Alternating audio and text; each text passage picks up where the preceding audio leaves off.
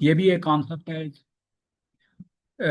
ये incident management system की बात कर रहे थे, और ये भी एक कॉन्सेप्ट है जिसके मुताबिक हम क्राइसिस मैनेजमेंट करते हैं। इसमें जो इंसिडेंट कमांडर का रोल होता है, ऑपरेशंस जो है उसके पे गौर करते हैं। प्लानिंग का एलिमेंट इसके साथ लिंक्ड है, लॉजिस्टिक्स हैं, और देन फाइनेंस एंड एडमिन का रोल है। इसमें अगर हम टेक होम मैसेज की बात करें तो one incident, one strategy, one operating picture leads to manage the crisis in a good situation. ये इस तरह इस पे काम करते हैं। और इसके साथ दूसरा जो हमारा, स्लाइड मूव हो रही है उमर साहब? से मूव हो रही है। Thank you. यहाँ पे थोड़ी स्टक हुई थी तो इसलिए मैं पूछ रहा था। दूसरा कॉन्सेप्ट हमारा है ईओसी का, इमरजेंसी ऑपरेशन सेंटर्स है। ये उसकी एक्टिवेशन, ये उसका थ्रेशोल्ड है बिफोर क्राइसिस।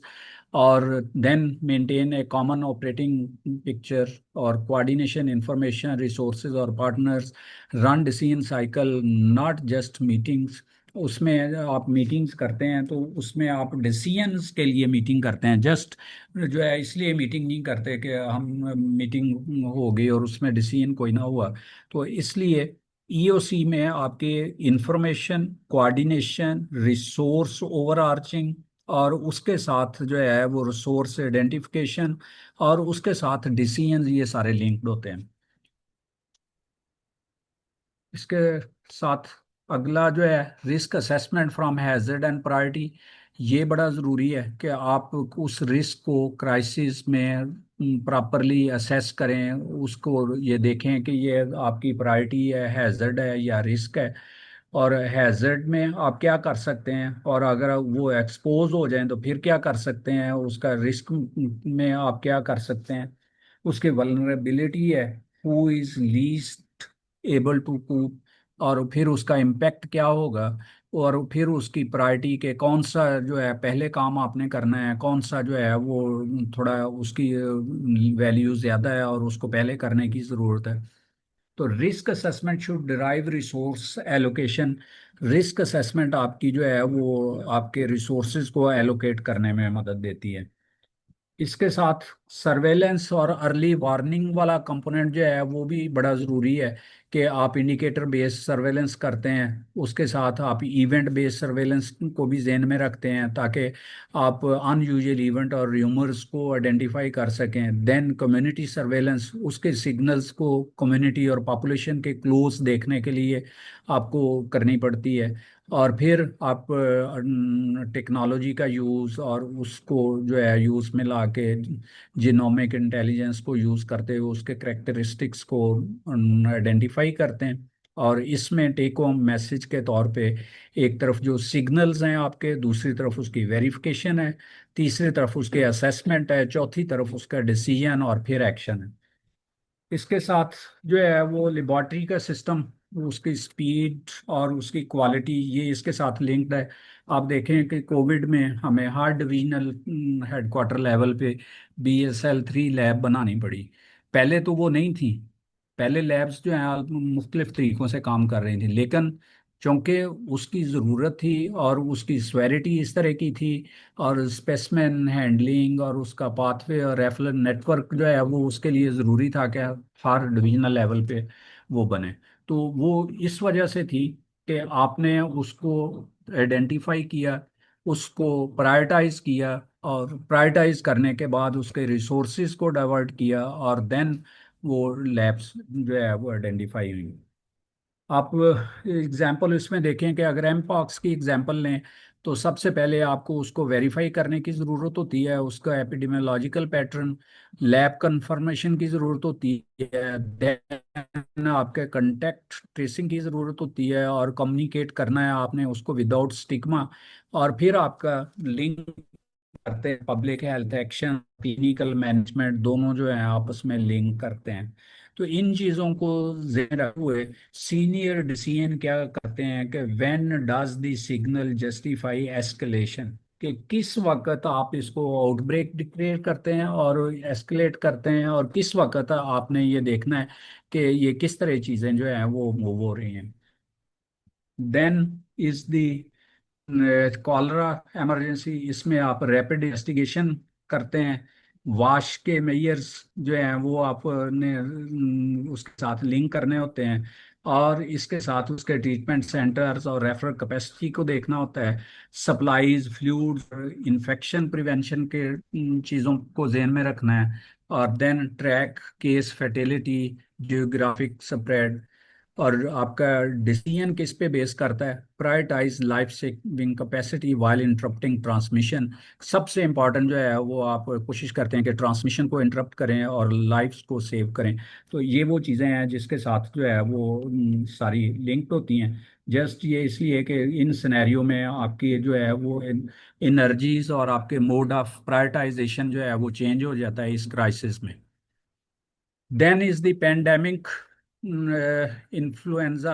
इसमें आपकी और तरह की प्रायोरिटीज जो है वो डेवलप होती हैं। इसमें आप सर्च प्लानिंग करते हैं, हॉस्पिटल रेडीनेस करते हैं, सप्लाई चेन और उसकी कंटिन्यूटी को देखते हैं, वैक्सीनेशन को देखते हैं, प्रोटेक्ट एसेंशियल सर्विसेज, वर्कफोर्स कि किस तरीके से आपने अपनी वर्कफोर्स और एसेंशियल सर्विसेज को प्रोटेक्ट करना है वो आप देखते हैं। और when does routine capacity become surge capacity, ये आप डिसाइड करते हैं कि कब उस ने सर्ज कैपेसिटी पे जाना। Strategic decision making with executive lens, आप उसको कैसे देखते हैं। ये use short decision cycles, assess options, decide, communicate और review, and then separate facts, assumptions and unknowns, balance health, economic, social and ethical consequences, define triggers for escalation and de escalation. दोनों आप ये डिफाइन करते हैं कि किस वक्त आपने एस्केलेट करना है और किस वक्त आपने डी एस्केलेट करना है। decide with perfect information, imperfect information, and make uncertainty explicit। इन चीज़ों पे आप गौर करके तो देन आप एग्जेक्टिव डिसीजन करते हैं कि किस तरह आपने एस्केलेट करना है और किस तरह आपने डी एस्केलेट करना है। Then crisis communication and public trust, उसके लिए आप कम्युनिकेट करते हैं early, clearly and consistently, explain what is known, unknown and changing, engage media proactively, counter misinformation without amplifying it, use trusted community channels, trust is an operational asset. ये बड़ा important है कि आपका ट्रस्ट जो है वो एक आपके लिए ऑपरेशंस में मदद भी देता है और आपका एसेट भी है।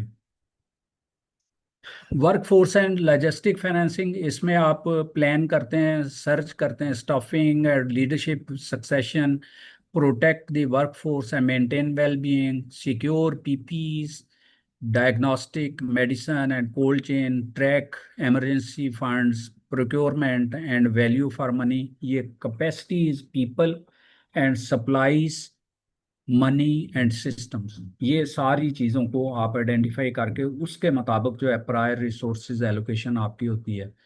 Recovery, resilience and adaptive management phase में आप restore essential health services, conduct after action reviews, lesson learning, convert finding into funded corrective actions, strengthen systems before the next emergency। Recovery is a bridge from response to resilience। सबसे important चीज़ जो है वो ये है कि हम next जो है उसके लिए प्लान कर सकें। सीनियर लीडरशिप सिमुलेशन एक्सरसाइज भी ये एक, जिस तरह आप ये एग्जेक्टिव स्टाफ कॉलेज में ये कोर्स कर रहे हैं, इसी तरह ये सिमुलेशन एक्सरसाइजेज और ये चीज़ें जो हैं वो भी हमें लीड करती हैं बेटर डिसीजन। और इसमें exercise the decisions not just the procedures, कि आप डिसीजन लेने की एक्सरसाइज करते हैं, आप प्रोसीजर्स की एक्सरसाइज नहीं करते। तो ये भी बड़ा एक सीनियर लीडरशिप सिमुलेशन इम्पोर्टेंट है। और इसके साथ आपके लिए की मैसेजेस जो हैं वो कौन से हो सकते हैं कि leadership and governance drive outcomes, preparedness is an investment not a cost, IHR implementation strengthens national resilience, EOC or IMS converts information into coordinated action, Continuous learning improves health security.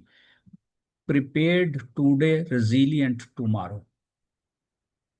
ये हमारा जो है वो टेक होम मैसेज के तौर पे हो सकता है। और इसमें जो हमने पहले बात की थी कि 72 आवर्स आर एग्जेक्टिव प्रायोरिटी। जब कोई भी क्राइसिस, कोई भी मैनेजमेंट की बात करते हैं तो फर्स्ट 72 आवर्स जो हैं वो इम्पॉर्टेंट होते हैं।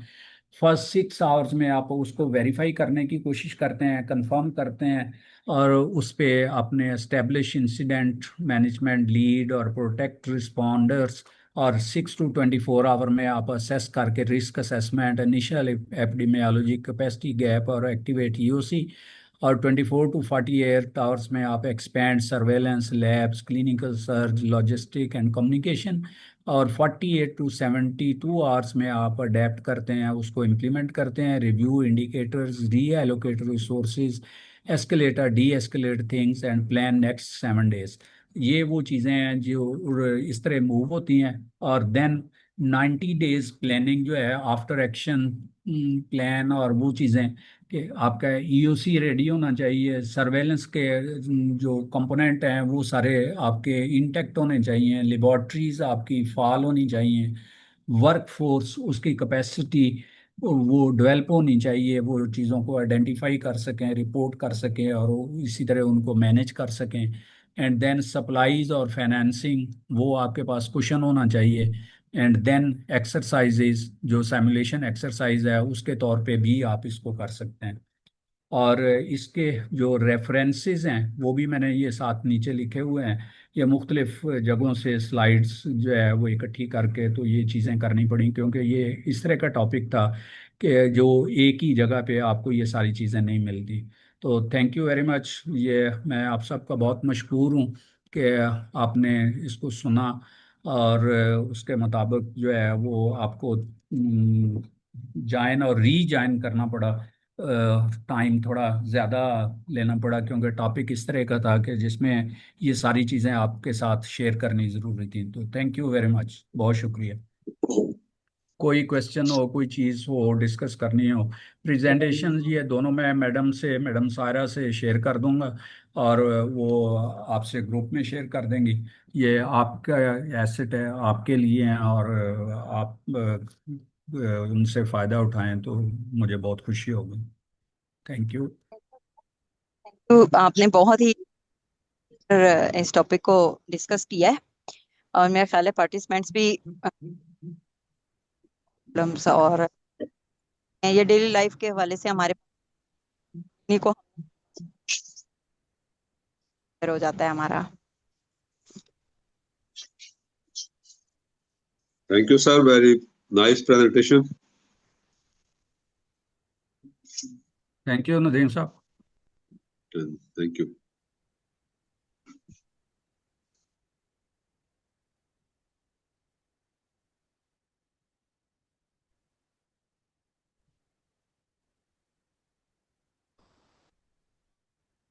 मेरा ख्याल है कि सारे सर कोलीग्स जो हैं वो बहुत मसरूफ हैं, थक गए हैं, काफ़ी टाइम हमने ले लिया है।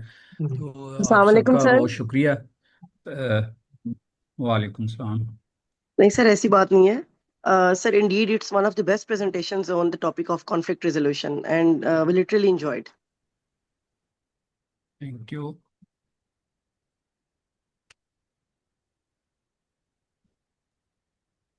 Sir thank you very much sir, इसको असल हम में फाइंड ये, अप करते हैं। जी बहुत शुक्रिया उमर साहब।